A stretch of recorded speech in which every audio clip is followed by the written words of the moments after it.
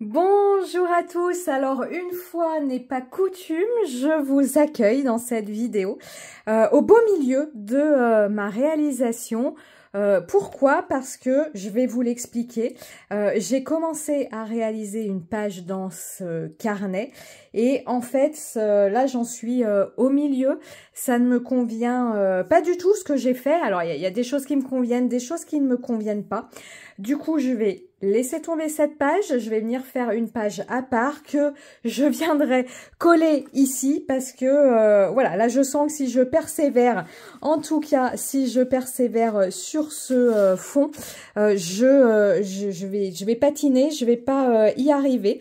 Donc ce que je voulais vous montrer en vous accueillant avec ce plan, c'est un petit peu l'envers du décor. Je vous fais parfois ça, c'est-à-dire encore une fois sur les réseaux sociaux, on a tendance à montrer ce qui est réussi, ce qu'on est content parfois, je pense que ce sera le cas ici. Il y a la réalisation finale, j'en serai contente, mais avant d'en arriver là, il y a des étapes, il y a des choses qui ne plaisent pas et c'est important de le garder en tête parce que parfois quand on commence dans ce domaine-là, on a l'impression que chez les autres, ça se fait hop, hop, hop, ça s'enchaîne, tout est instinctif, tout se fait très, très facilement.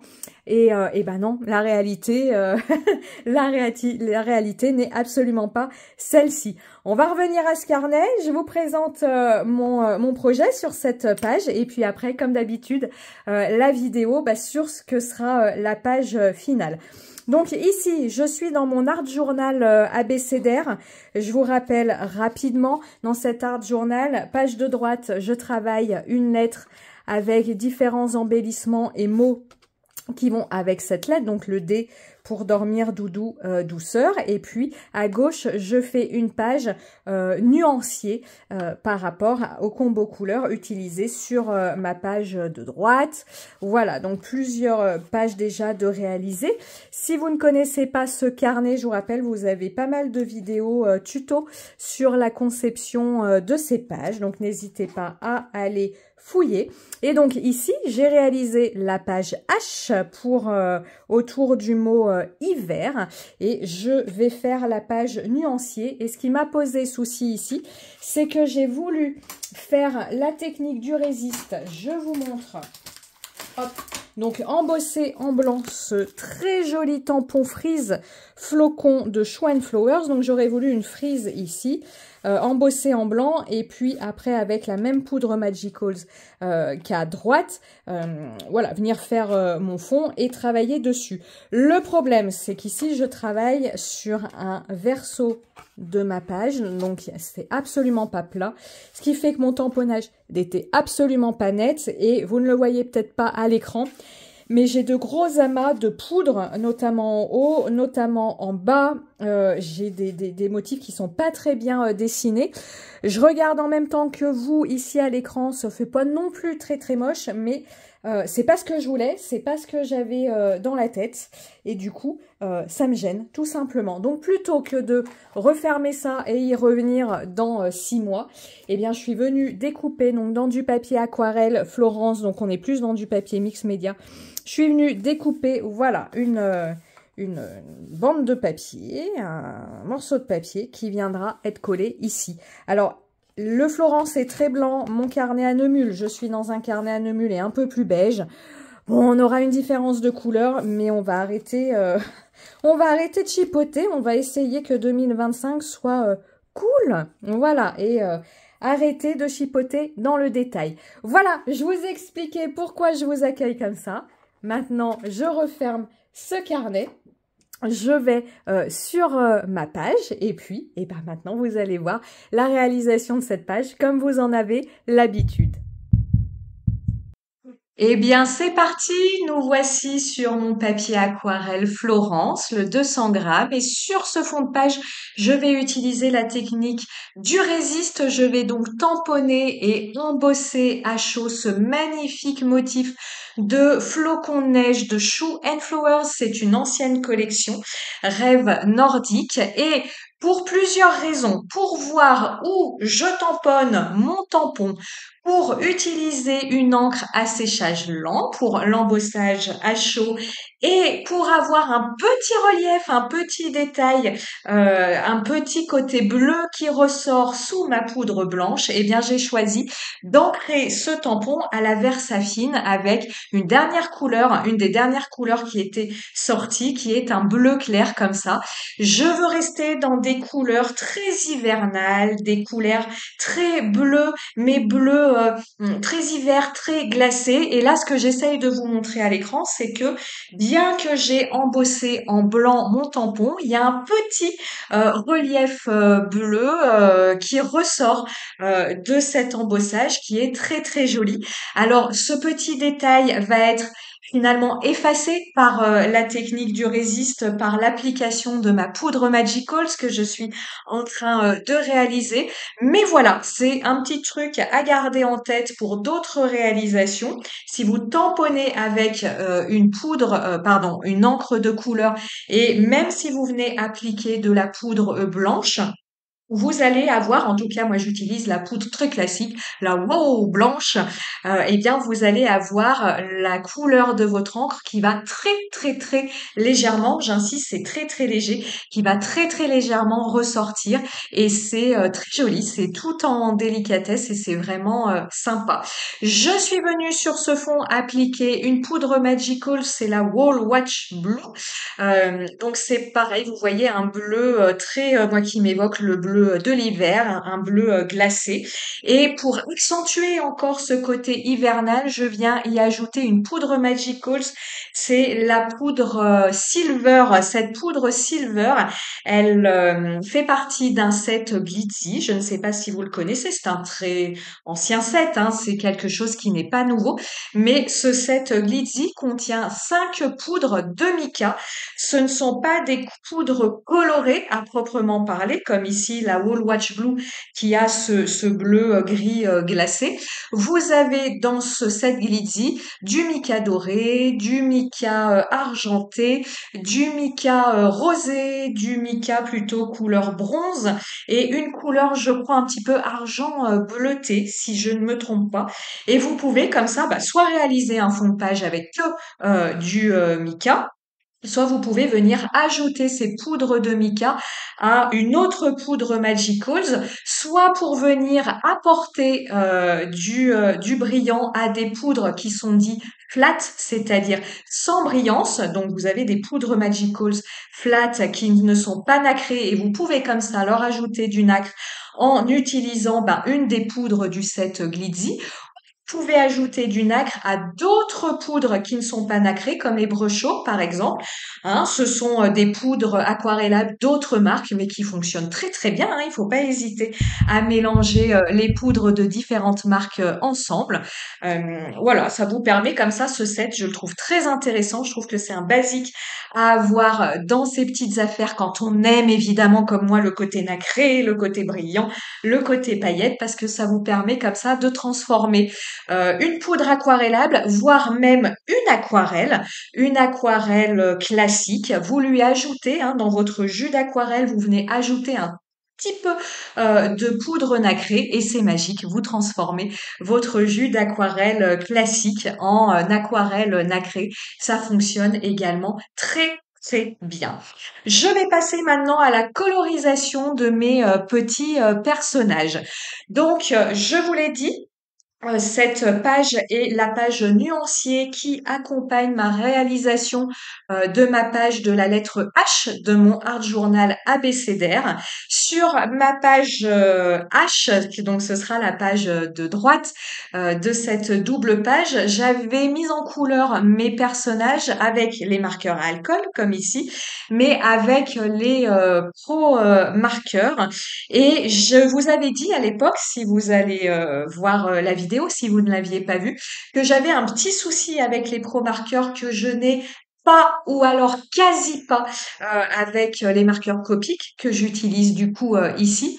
c'est que les pro-marqueurs, quand vous allez les utiliser, ils vont s'étaler sur votre papier. C'est-à-dire que quand vous allez poser votre mine, l'encre va se diffuser et ce qui fait que si vous approchez trop au bord des traits de votre tampon, eh bien vous allez dépasser au niveau de votre colorisation, c'est-à-dire que l'encre, eh bien, elle ne va pas être traitée par les bords de votre tamponnage, mais vous, comme ça, l'encre va se diffuser tant qu'elle a à se diffuser. Ce qui fait que j'avais fait une première colorisation des tampons que vous voyez à l'écran en reprenant mes pro marqueurs. Mais comme j'ai fait ici des personnages très très petits, eh bien, par exemple, l'orange de mon bonnet diffusé sur la couleur peau de mon petit garçon, le bleu de son manteau diffusait aussi sur la couleur peau, ça n'allait pas du tout. Donc, plutôt que de persévérer ou d'agrandir mes personnages, puisque je voulais ici des petits motifs, je vous rappelle que j'utilise ici des tampons digitaux de Verallen Studio, ce qui fait qu'on peut complètement modifier la taille de nos tampons. Donc là, j'ai fait des petits tampons. Ça me plaisait pas, le fait que ça déborde comme ça. Donc j'ai repris exactement les mêmes couleurs, mais chez Copic, parce que chez Copic, je n'ai pas, ou alors très très peu, ce phénomène comme ça d'encre qui va se diffuser. Côté technique, je travaille ici sur un papier spécial pour les marqueurs à alcool. C'est ici le papier The Wall qui va très très bien, qui est un grand classique du papier à utiliser avec les marqueurs à alcool. Et pour tamponner tous mes petits motifs, j'utilise l'encre Memento. Hein. Vous l'avez vu dans toutes mes autres réalisations, que ce soit pour l'aquarelle, les crayons de couleur ou autres matériels, j'utilise mon encre favorite, qui est la Versafine claire parce qu'elle est vraiment très très fine, elle fait ressortir tous les détails et elle permet d'avoir un trait de tampon très très fin, mais malheureusement la Versafine bave lorsqu'on l'utilise avec les marqueurs à alcool. Elle est waterproof, elle ne bave pas avec le matériel qu'on utilise avec de l'eau, comme l'aquarelle ou les crayons de couleur aquarellables, mais elle ne résiste pas aux marqueurs à alcool. Qui résiste aux marqueurs à alcool, vous avez l'encre Memento, elle va très très bien, mais si un jour, par curiosité, vous faites la comparaison, c'est-à-dire que vous tamponnez 2 fois le même motif, une fois à la Versafine et une autre fois à la Memento et que vous comparez, les traits n'ont pas du tout la même finesse. Alors, vous le voyez à l'écran, rien n'est grossier, on reste sur quelque chose quand même de tout à fait acceptable. Mais voilà, je pourrais utiliser la Memento par contre pour mes crayons de couleur.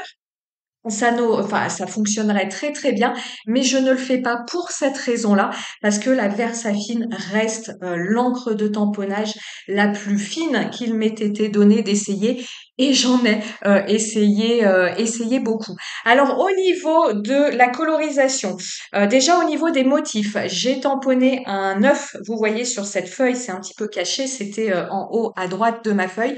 Cet œuf, je ne vais finalement pas l'utiliser sur ma réalisation parce qu'il prenait trop de place par rapport à ce que je souhaitais réaliser. Je vais utiliser mes 2 personnages et puis je vais utiliser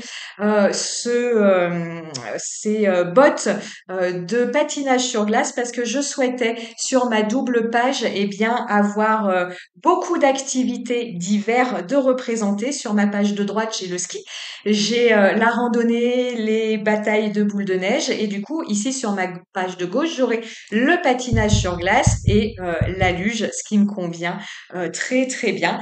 D'habitude, je ne mets pas de personnages sur mes pages nuanciées dans mon art journal abécédaire, mais les habitudes sont faites pour être parfois envoyées valser. Eh bien, c'est ce que j'ai fait pour début 2025. Pour reprendre les codes de ma page de droite, une fois mon fond de page sec, je suis venue faire des projections au marqueur acrylique noir. Je suis venue sécher tout ça avec mon heat gun pour éviter les accidents de bavure. Et là, je viens disposer l'ensemble de mes embellissements pour voir un petit peu comment je veux les placer sur ma feuille. Je viens coller mes embellissements ensemble avec de la colle double face. Je viens faire comme ça un amas d'embellissement et ça me permet comme ça de le déplacer sur ma feuille et de lui trouver une juste position avant de faire le collage définitif avec ma tacky glue. Et puis avant de faire le collage définitif de tous mes embellissements, je viens ajouter un petit peu de détail sur mon fond de page. Je dis bien un petit peu de détail parce qu'au final, ça ne se verra pas trop. Je viens tamponner des petites fleurettes à la Distress Oxide. Voilà, c'est une Distress, c'est la Speckle Eggs. Oui, ça doit se prononcer comme ça, qui est d'une couleur très très similaire à mon mélange de poudre Magicals que j'ai fait pour mon fond de page. Voilà, je viens maintenant coller définitivement mes embellissements sur mon fond de page. Je viens maintenant fouiller dans tous mes tampons pour encore une fois reprendre les mêmes codes que ma page de droite. Donc je vais sur chacun de mes petits polas nuanciers mettre une petite bande de washi, la même bande que j'ai utilisée pour la réalisation de ma page de droite. Ça fait comme ça des rappels entre page de droite et page de gauche. J'aime beaucoup faire des rappels, ça permet de réaliser des pages harmonieuses. Et puis, bien souvent, quand je fais des doubles pages, je ne réalise pas en même temps mes doubles pages. Donc, comme ça, de prendre des repères de couleurs et des repères au niveau des tampons, les mêmes tampons que j'ai utilisés, eh bien, sur ma première page, les reprendre sur ma deuxième page, eh bien, moi, ça m'aide à savoir où je vais et ça m'aide à apporter du détail, mais du détail qui, je trouve, permet de ne pas faire trop fouillis finalement. Quand on reprend d'une page à l'autre, eh bien, ce qu'on a déjà utilisé dans ces précédentes pages. Mon titre, ma palette Winter. Ma palette, c'est un tampon issu d'une planche de tampon nuancier de Shoe and Flowers. Winter, une planche de tampon sur le thème de l'hiver. Quelques touches de Crystal Drop de Nuvo, c'est une couleur très très sympa. En fait, c'est une couleur qui est dite rosée du matin, qui n'a pas de couleur en fait, qui est tout en transparence. Et voilà, cette page est terminée. J'espère qu'elle vous a plu et puis j'espère que le fait de vous avoir montré un petit peu l'envers du décor, eh bien, vous aidera à vous lancer et à vous dire que, eh bien, même si dans nos vidéos, on vous donne l'impression de savoir où on va, eh bien, qu'en fait, en tout cas me concernant, ça n'est pas toujours le cas. Je vous dis à très, très bientôt. Encore une fois, je vous souhaite une très bonne année 2025 et j'espère qu'elle sera faite d'envie, de créativité, de couleurs. Et puis, eh bien, on se retrouve très bientôt. Ciao, ciao, bye!